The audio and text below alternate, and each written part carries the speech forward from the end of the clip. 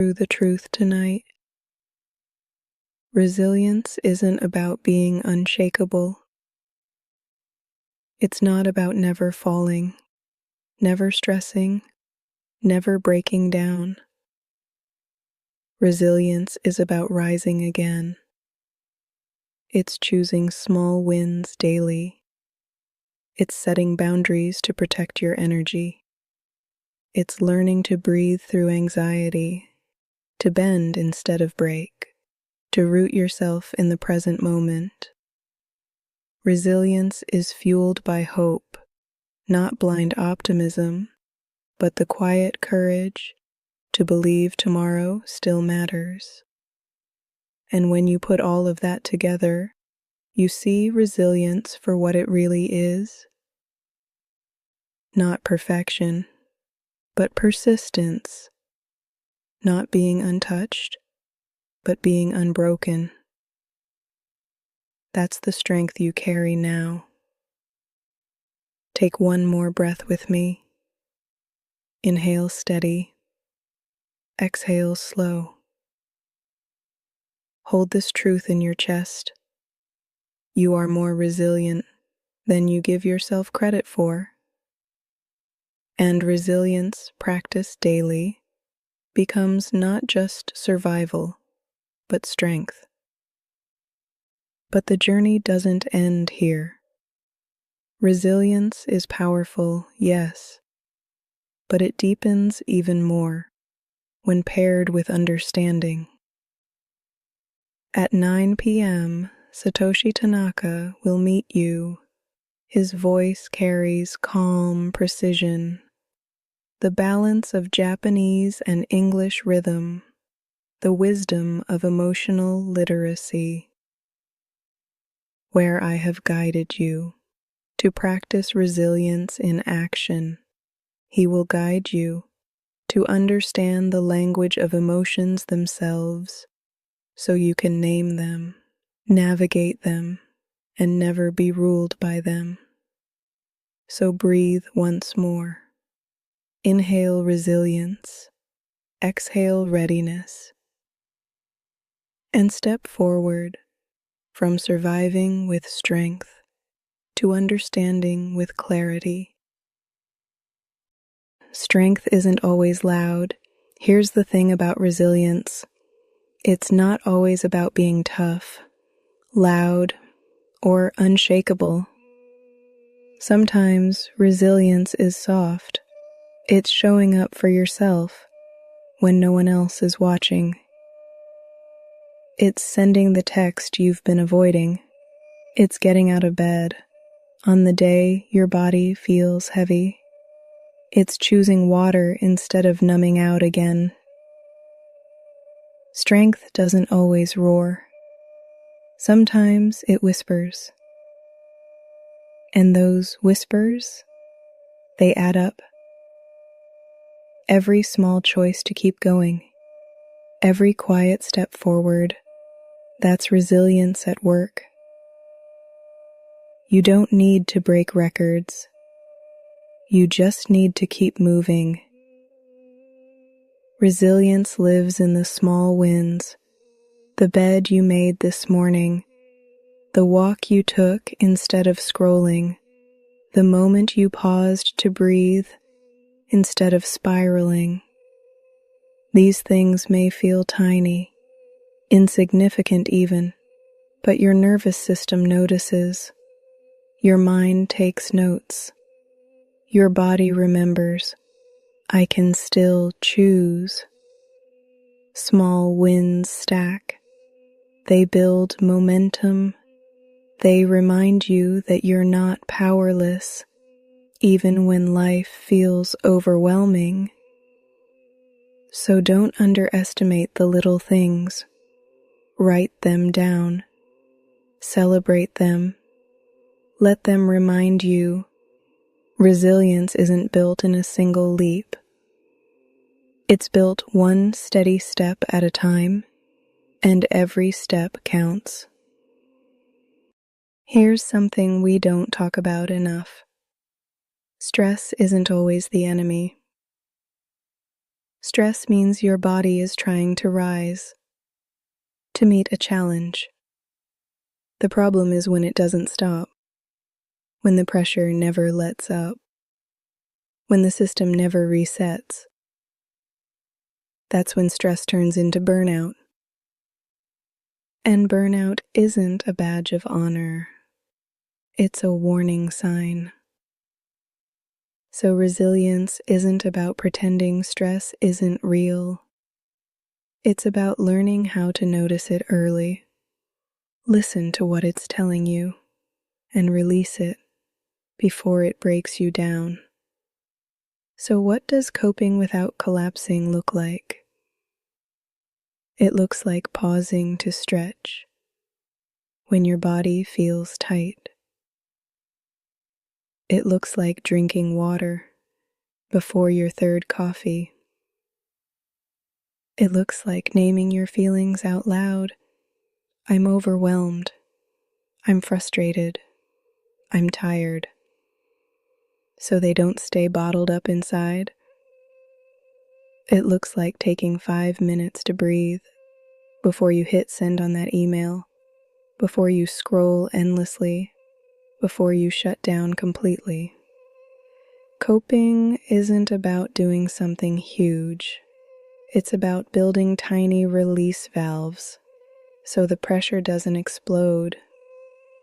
You don't need to master everything today. You just need practices that keep you steady. And steadiness, not perfection, is what keeps resilience alive.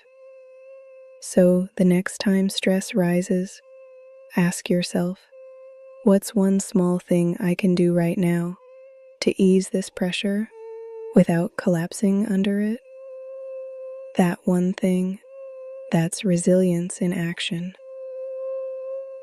Here's the truth nobody likes to say out loud. You're going to fall sometimes. You'll miss the deadline. You'll ghost the text. You'll quit the habit you swore you'd keep.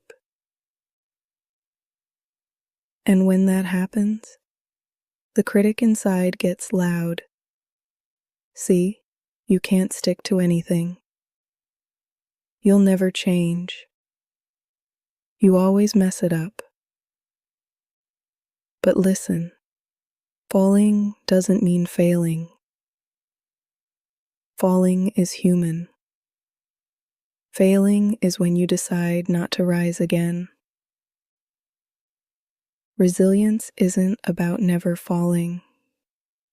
It's about refusing to let the fall be the final word. Every stumble is an invitation. Will you stay down, or will you rise different this time? Here's the secret. Setbacks can be fuel. When you pause to ask, what did this teach me? The fall becomes information, not condemnation. Missed the workout? Now you know mornings drain you, so maybe evenings fit better. Fell back into old habits? Now you know the triggers, so you can plan your environment differently. Every setback carries a seed of strategy, if you choose to look for it. And when you rise again, you're not starting from zero. You're rising with more wisdom, more awareness, more fuel. So next time you fall, don't waste your energy in shame. Use it in resilience. Remind yourself, this stumble is not my story's ending. It's part of the climb. And each time you bounce back, you strengthen the muscle of resilience. Not because you were flawless, but because you kept going anyway. Let's be real. Your energy isn't infinite. You wake up each morning with a tank that needs protecting. And if you let everyone drink from it, without limits, You'll be empty by noon. That's why boundaries matter. Not because you're selfish, not because you're cold, but because your energy is sacred. Resilience isn't about pushing yourself until you break. It's about knowing what drains you, what fuels you, and choosing wisely. So stop thinking boundaries make you hard to love. Boundaries are what make love sustainable. Because when you protect your energy, you show up more present, more steady, more real. So, what do daily boundaries look like? It might be saying, I can't talk right now, but I'll call you tomorrow. It might be turning your phone on silent after a certain hour. It might be giving yourself permission to say no without explaining yourself 100 times. And listen, boundaries don't have to be perfect or permanent. They can shift as your needs shift. But the key is this: boundaries keep you from leaking energy into places that don't deserve it. That way, you can pour into the places that truly matter. Try it now. Pick one small boundary you could practice today. Maybe it's not checking emails after dinner. Maybe it's limiting how long you stay in draining conversations. Maybe it's carving out 10 minutes just for you. Notice how your body feels when you picture holding that line. Relief, tension, a little guilt. That's okay. Boundaries take practice, but every time you hold one, you're telling yourself, my energy matters. And that message, that's the foundation of resilience. Here's something most people overlook. Resilience isn't built in the big moments. It's built in the small ones, the daily choices, the little habits that either drain you or refill you. When life feels chaotic, routines give you rhythm. They remind your nervous system, you are safe, you are steady, you have ground beneath you. Without those anchors, everything feels like crisis. Every challenge feels bigger than it is. But with simple routines, your body and mind learn to trust stability. And that trust makes it easier to handle disruption when it comes. So what does this look like? It's not about strict schedules or forcing yourself into rigidity. It's about rhythms that restore you. It might be starting your morning with 5 minutes of silence before checking your phone. It might be setting aside time to stretch, to walk, to breathe, not because it's dramatic, but because it steadies you. It might be ending the day by writing down one good thing that happened, so your brain learns to release stress instead of carrying it into tomorrow. These routines are not luxuries. They are resilience practices. Think of them like charging your phone. You wouldn't expect your battery to last without plugging it in. So why expect your spirit to endure without restoration? Pick one routine to practice this week. Keep it simple. Keep it repeatable and notice how it shifts your energy. Because resilience doesn't just show up when life gets hard, it's built daily in the quiet choices that restore your strength before the storm comes. Here's something that might surprise you. Anxiety isn't always a sign you're broken. At its core, anxiety is your body's alarm system. It says, pay attention. Something feels uncertain. Something might need care. The problem comes when the alarm never shuts off. When every sound, every thought, every possibility feels like a siren blaring inside your chest. That constant alarm drains your energy, steals your focus, and convinces you you're powerless. But here's the truth. Anxiety is not the enemy. It's a messenger, and resilience grows when you learn to listen to the message without letting the alarm control your whole day. So, how do you work with anxiety instead of fighting against it? First, notice it in your body. Where does it land? Your chest? Your stomach? Your shoulders? Name it gently. I feel anxious, not I am anxious, because you are more than this feeling. Second, pause for breath. Inhale slow for 4 counts. Hold for 4. Exhale for 6.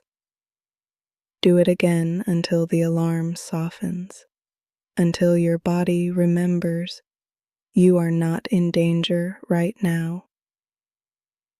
Third, ask the anxiety, what are you trying to tell me?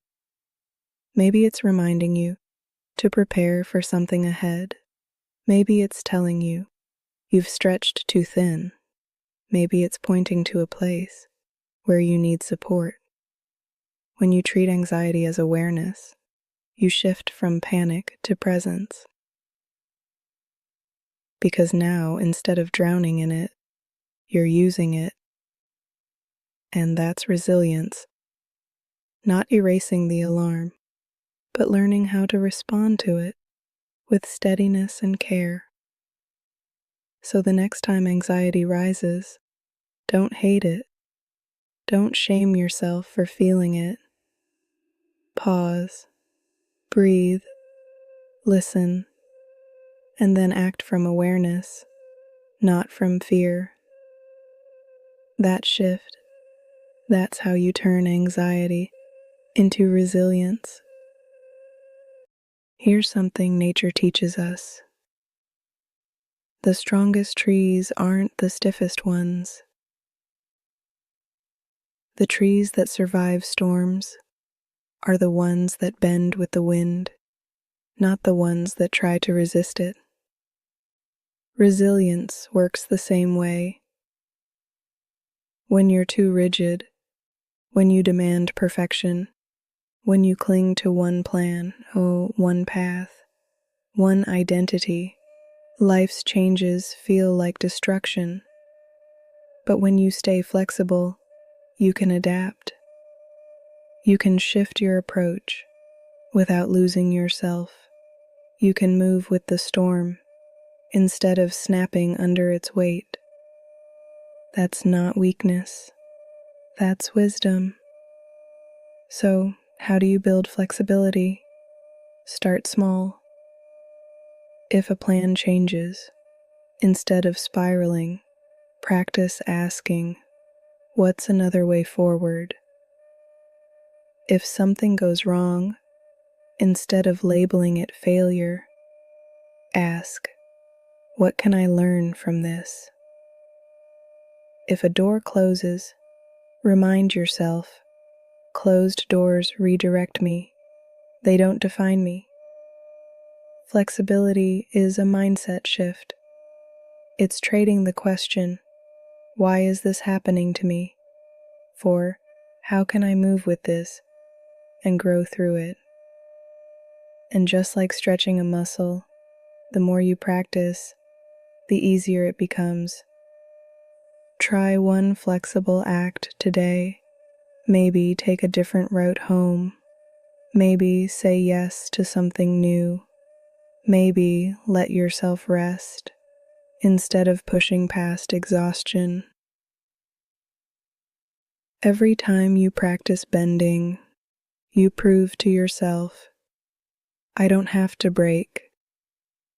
That's resilience, not in pretending life won't test you, but in knowing you can adapt, shift, and still stand strong. Most of the weight we carry doesn't live in the present moment. It comes from replaying the past, what you should have done, what you could have said, what you wish had gone different. Or it comes from fearing the future, what might happen, what could go wrong, what you don't feel ready for. Both spirals steal your strength. They drain energy from right now, the only place you can actually act. That's why grounding in the present is such a powerful resilience tool.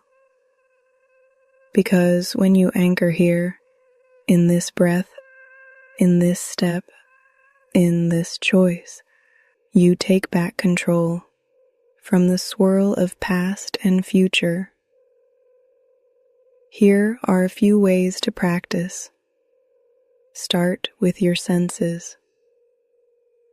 Notice 5 things you can see, 4 things you can touch, 3 things you can hear, 2 things you can smell, 1 thing you can taste.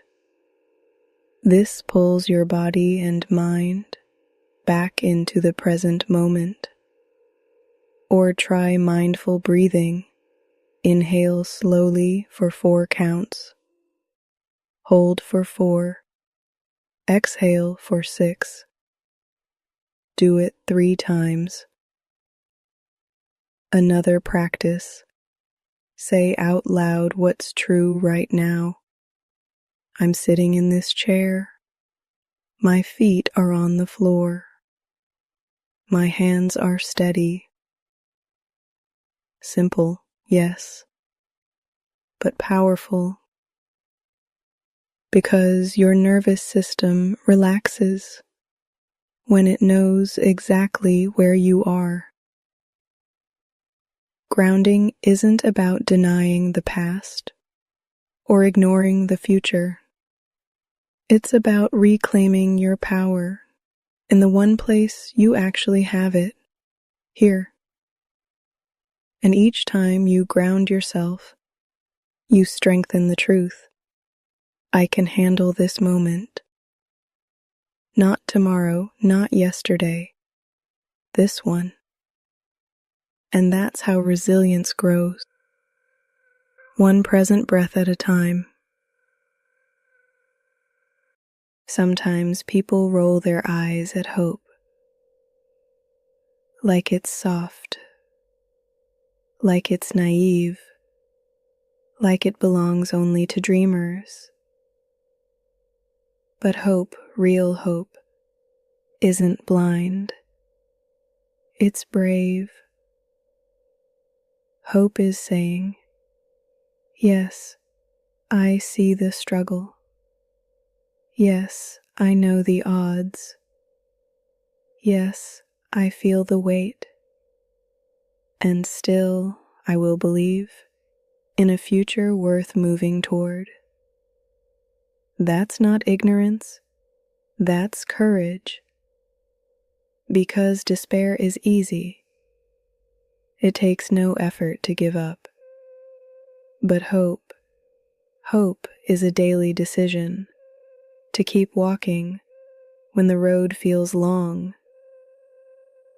and that decision is what fuels resilience. So, how do you keep hope alive, especially on the hard days? You start small. Write down one thing you're looking forward to, even if it's as simple as tomorrow's sunrise, a phone call with a friend, or finishing a book you love. Speak hope into your day. This moment is heavy, but it won't last forever. Surround yourself with reminders, quotes on your wall, songs that lift you, stories of people who endured and made it through. And when despair whispers, "What's the point?" answer with hope. The point is, I'm still here. The point is, I still matter. The point is, tomorrow still holds possibility. Hope doesn't have to be loud. It doesn't have to be constant. It just has to be present enough to keep you moving. Because resilience isn't built on certainty. It's built on faith that your effort, your healing, your journey is worth continuing. So let hope be your fuel, not as fantasy, not as denial, but as daily courage, the choice to rise again, to step forward,